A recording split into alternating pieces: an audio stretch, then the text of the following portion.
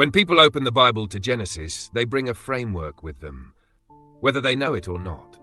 Some assume it must be a myth. Others assume it must be science. But what if those assumptions miss the point entirely? Over the centuries, readers have proposed many ways to interpret Genesis, especially the early chapters. Let's take a look at a few major models. One is the literal historical view. This approach takes the text at face value, that Genesis describes real people and real events in a real timeline. In this view, Adam and Eve lived in a real garden, a real flood reshaped the earth, and the nations of the world really descended from Noah's sons. Another is the Mytho-Poetic model.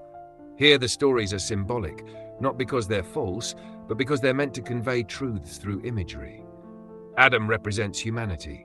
The serpent represents evil. The garden, a lost ideal. A third is the framework hypothesis. This one sees Genesis 1 not as a step-by-step creation timeline, but as a literary structure, a poetic pattern designed to reveal God's order, not scientific sequence.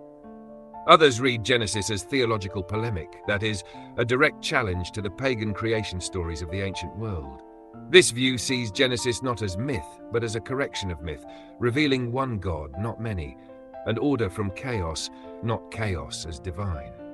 And finally, there's the Accommodation View, the idea that God accommodated his message to the understanding of ancient people. Genesis wasn't meant to teach science, but to reveal God's character and purposes. So which one is right? Each of these frameworks has strengths and weaknesses. Some preserve the authority of the text, while others reshape it to fit modern ideas. The real question is this: which approach best honors the text on its own terms, in its original context, and within the broader biblical storyline? Next time, we'll make the case for reading Genesis as a coherent historical narrative, and why that matters if we want to understand the story the Bible is telling.